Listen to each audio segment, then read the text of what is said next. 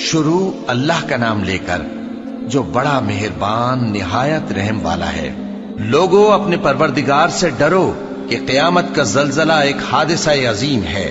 اے مخاطب، جس دن تو اس کو دیکھے گا اس دن یہ حال ہوگا کہ تمام دودھ پلانے والی عورتیں اپنے بچوں کو بھول جائیں گی اور تمام حمل والیوں کے حمل گر پڑیں گے، اور لوگ تجھ کو مدہوش نظر آئیں گے، حالانکہ وہ مدہوش نہیں ہوں گے بلکہ عذاب دیکھ کر مدہوش ہو رہے ہوں گے۔ بے شک اللہ کا عذاب بڑا سخت ہے، اور بعض لوگ ایسے ہیں جو اللہ کی شان میں علم کے بغیر جھگڑتے اور ہر شیطان سرکش کی پیروی کرتے ہیں، جس کے بارے میں لکھ دیا گیا ہے کہ جو اسے دوست رکھے گا تو وہ اس کو گمراہ کر دے گا اور دوزخ کے عذاب کا رستہ دکھائے گا۔ لوگو، اگر تم کو مرنے کے بعد جی اٹھنے میں کچھ شک ہو تو ہم نے تم کو پہلی بار بھی تو پیدا کیا تھا، یعنی ابتدا میں مٹی سے، پھر اس سے نطفہ بنا کر، پھر اس سے خون کا لوتھڑا بنا کر، پھر اس سے بوٹی بنا کر جس کی بناوٹ کامل بھی ہوتی ہے اور ناقص بھی، تاکہ تم پر اپنی خالقیت ظاہر کر دیں۔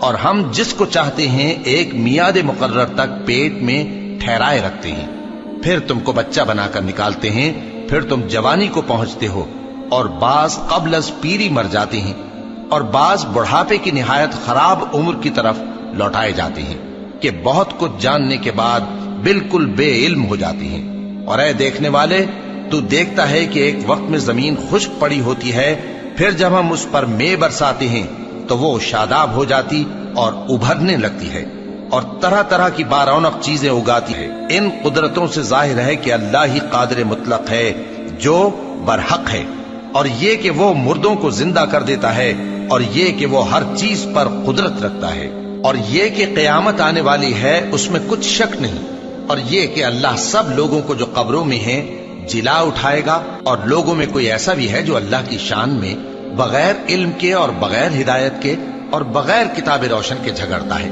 اور تکبر سے گردن موڑ لیتا ہے تاکہ لوگوں کو اللہ کے رستے سے گمراہ کر دے۔ اس کے لیے دنیا میں ذلت ہے، اور قیامت کے دن ہم اسے عذاب آتش سوزاں کا مزہ چکھائیں گے۔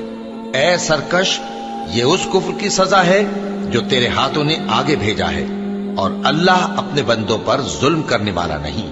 اور لوگوں میں بعض ایسا بھی ہے جو کنارے پر کھڑا ہو کر اللہ کی عبادت کرتا ہے، اگر اس کو کوئی دنیاوی فائدہ پہنچے تو اس کے سبب مطمئن ہو جائے، اور اگر کوئی آفت پڑے تو منہ کے بل لوٹ جائے، یعنی پھر کافر ہو جائے۔ اس نے دنیا میں بھی نقصان اٹھایا اور آخرت میں بھی، یہی تو صاف نقصان ہے۔ یہ اللہ کے سوا ایسی چیز کو پکارتا ہے جو نہ اسے نقصان پہنچائے اور نہ فائدہ دے سکے، یہی تو پرلے درجے کی گمراہی ہے۔ بلکہ ایسے شخص کو پکارتا ہے جس کا نقصان فائدے سے زیادہ قریب ہے۔ ایسا دوست بھی برا اور ایسا ساتھی بھی برا۔ جو لوگ ایمان لائے اور عمل نیک کرتے رہے، اللہ ان کو بہشتوں میں داخل کرے گا جن کے نیچے نہریں بہ رہی ہیں۔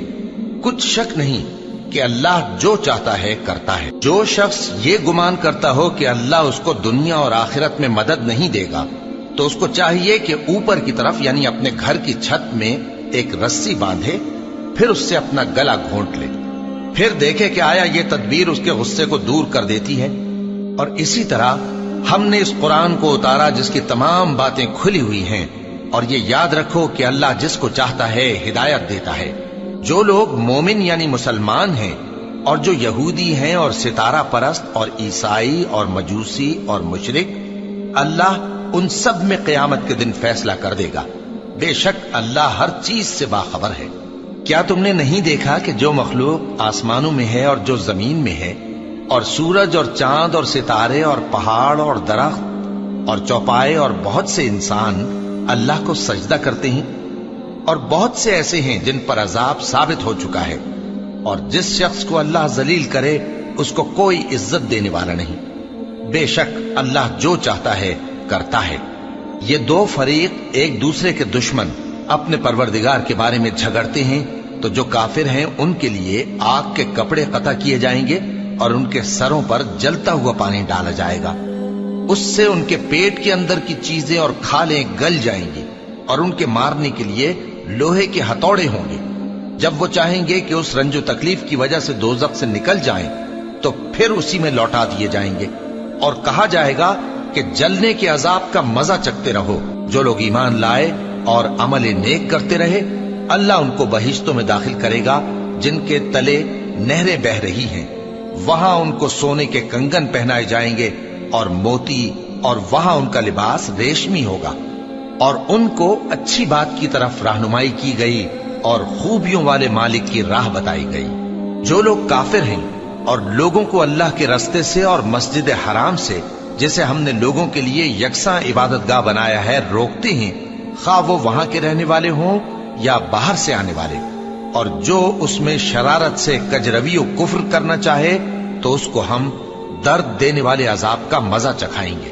اور ایک وقت تھا جب ہم نے ابراہیم کو خانہ کعبہ کا مقام بتا دیا اور ارشاد فرمایا کہ میرے ساتھ کسی چیز کو شریک نہ کیجو، اور طواف کرنے والوں اور قیام کرنے والوں اور رکوع کرنے والوں اور سجدہ کرنے والوں کے لیے میرے گھر کو صاف رکھا کرنا، اور لوگوں میں حج کے لیے اعلان کر دو کہ تمہاری طرف پیدل اور دبلے دبلے اونٹوں پر جو دور دراز رستوں سے چلے آتے ہوں سوار ہو کر چلے آئیں، تاکہ اپنے فائدے کے کاموں کے لیے حاضر ہوں۔ اور قربانی کی ایام معلوم میں مویشی چوپایوں کے ذبح کے وقت جو اللہ نے ان کو دیے ہیں ان پر اللہ کا نام لیں۔ اب اس میں سے تم خود بھی کھاؤ اور خستہ حال ضرورت مند کو بھی کھلاؤ۔ پھر چاہیے کہ لوگ اپنا میل کچیل دور کریں اور منتیں پوری کریں اور اس قدیم گھر یعنی بیت اللہ کا طواف کریں، یہ ہمارا حکم ہے۔ اور جو شخص ادب کی چیزوں کی جو اللہ نے مقرر کی ہیں تعظیم کرے تو یہ اس کے پروردگار کے نزدیک اس کے حق میں بہتر ہے۔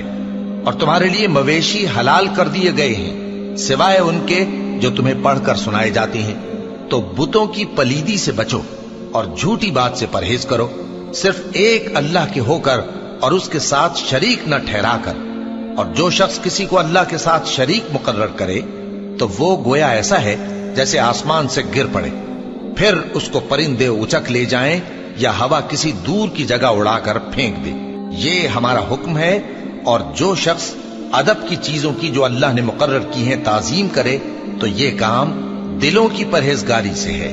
ان میں ایک وقت مقرر تک تمہارے لیے فائدے ہیں، پھر ان کو اس قدیم گھر یعنی بیت اللہ تک پہنچنا اور ذبح ہونا ہے۔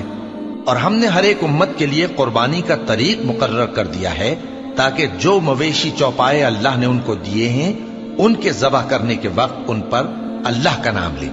سو تمہارا معبود ایک ہی ہے، تو اسی کے فرما بردار ہو جاؤ اور عاجزی کرنے والوں کو خوشخبری سنا دو۔ یہ وہ لوگ ہیں کہ جب اللہ کا نام لیا جاتا ہے تو ان کے دل ڈر جاتے ہیں، اور جب ان پر مصیبت پڑتی ہے تو صبر کرتے ہیں اور نماز آداب سے پڑھتے ہیں، اور جو مال ہم نے ان کو عطا فرمایا ہے اس میں سے نیک کاموں میں خرچ کرتے ہیں۔ اور قربانی کے اونٹوں کو بھی ہم نے تمہارے لیے اللہ کے شعائر مقرر کیا ہے، ان میں تمہارے لیے فائدے ہیں، تو قربانی کرنے کے وقت قطار باندھ کر ان پر اللہ کا نام لو، پھر جب پہلو کے بل گر پڑیں تو ان میں سے کھاؤ، اور قناعت سے بیٹھ رہنے والوں اور سوال کرنے والوں کو بھی کھلاؤ۔ اس طرح ہم نے ان کو تمہارے زیر فرمان کر دیا ہے تاکہ تم شکر کرو۔ اللہ تک نہ ان کا گوشت پہنچتا ہے اور نہ خون، بلکہ اس تک تمہاری پرہیزگاری پہنچتی ہے۔ اسی طرح اللہ نے ان کو تمہارے زیر فرمان کر دیا ہے تاکہ اس بات کے بدلے کہ اس نے تم کو ہدایت بخشی ہے اسے بزرگی سے یاد کرو۔ اور اے پیغمبر، نیکوکاروں کو خوشخبری سنا دو، اللہ تو مومنوں سے ان کے دشمنوں کو ہٹاتا رہتا ہے۔ بے شک اللہ کسی خیانت کرنے والے ناشکرے کو دوست نہیں رکھتا۔ جن مسلمانوں سے خواہ مخواہ لڑائی کی جاتی ہے ان کو اجازت ہے کہ وہ بھی لڑیں، کیونکہ ان پر ظلم ہو رہا ہے، اور اللہ ان کی مدد کرے گا، وہ یقیناً ان کی مدد پر قادر ہے۔ یہ وہ لوگ ہیں کہ اپنے گھروں سے ناحق نکال دیے گئے، انہوں نے کچھ قصور نہیں کیا، ہاں یہ کہتے ہیں کہ ہمارا پروردگار اللہ ہے۔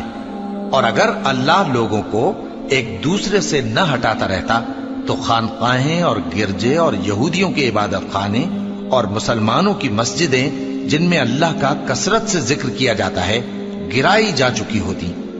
اور جو شخص اللہ کی مدد کرتا ہے اللہ اس کی ضرور مدد کرتا ہے، بے شک اللہ توانا ہے، غالب ہے۔ یہ وہ لوگ ہیں کہ اگر ہم ان کو ملک میں حکومت دے دیں تو نماز قائم کریں اور زکوٰۃ ادا کریں اور نیک کام کرنے کا حکم دیں، اور برے کاموں سے منع کریں، اور سب کاموں کا انجام اللہ ہی کے اختیار میں ہے۔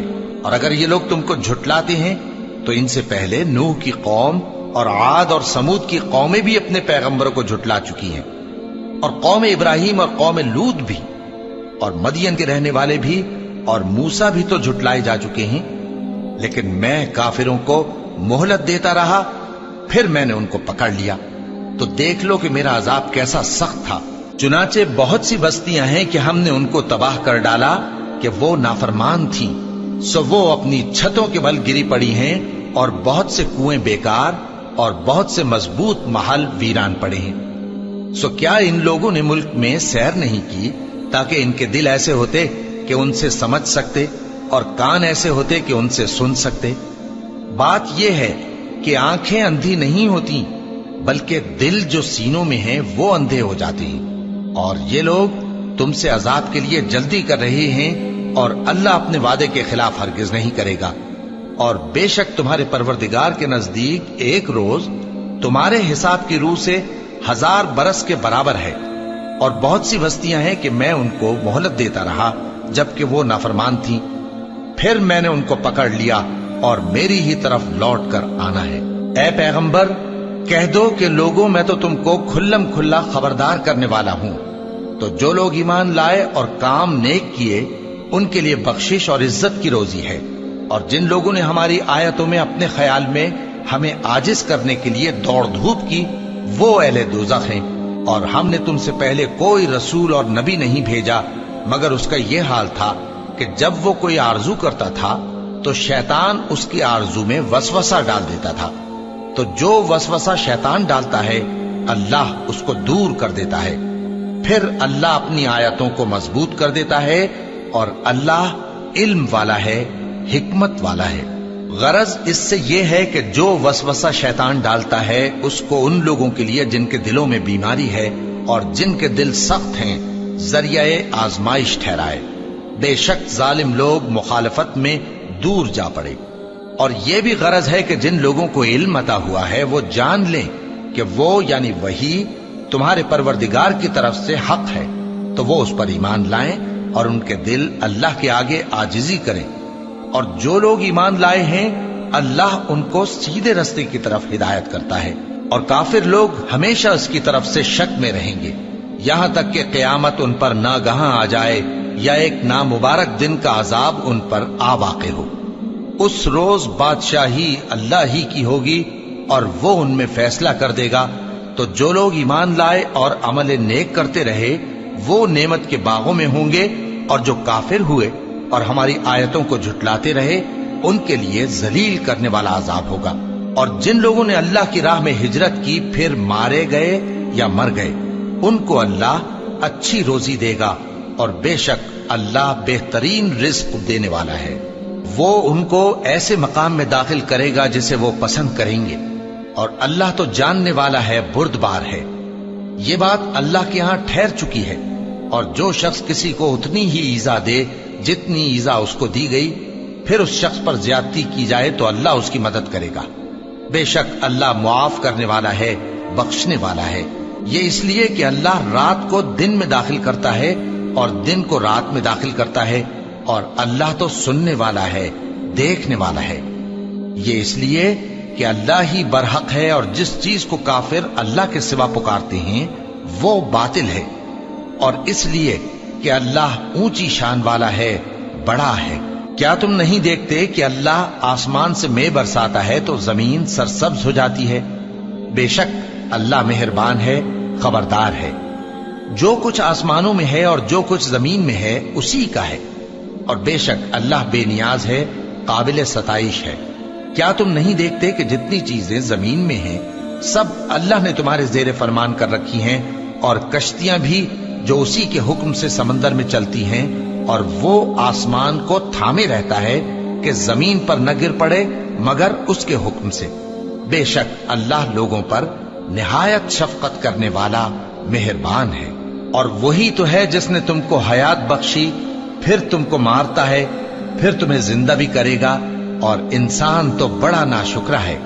ہم نے ہر ایک امت کے لیے بندگی کی ایک راہ مقرر کر دی ہے، کہ اسی طرح وہ بندگی کرتے ہیں، تو یہ لوگ تم سے اس معاملے میں جھگڑا نہ کریں، اور تم لوگوں کو اپنے پروردگار کی طرف بلاتے رہو، بے شک تم سیدھے رستے پر ہو۔ اور اگر یہ تم سے جھگڑا کریں تو کہہ دو کہ جو عمل تم کرتے ہو اللہ ان سے خوب واقف ہے۔ جن باتوں میں تم اختلاف کرتے ہو اللہ تم میں قیامت کے روز ان کا فیصلہ کر دے گا۔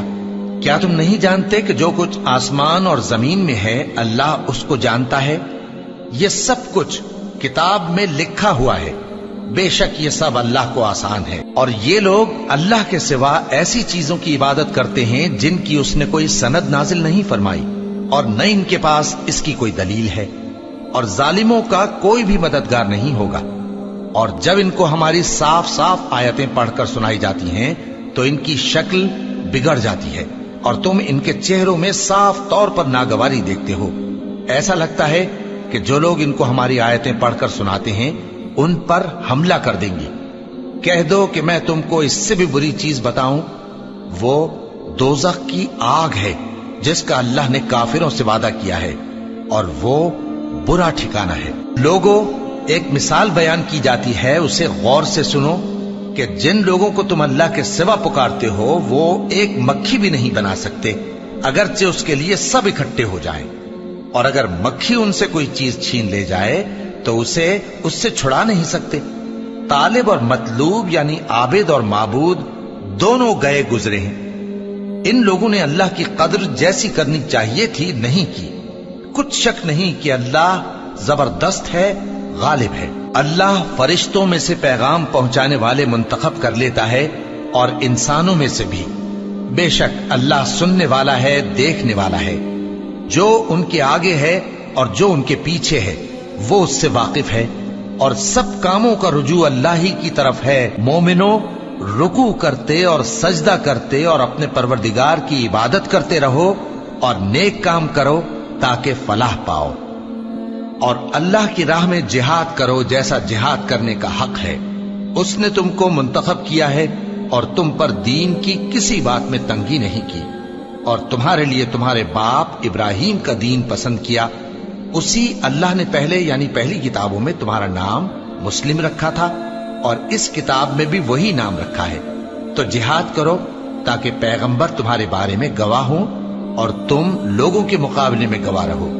سو مسلمانوں، نماز قائم کرو اور زکات دو اور اللہ کے دین کی رسی کو پکڑے رہو، وہی تمہارا دوست ہے۔ سو وہ کیا خوب دوست ہے اور کیا خوب مددگار ہے۔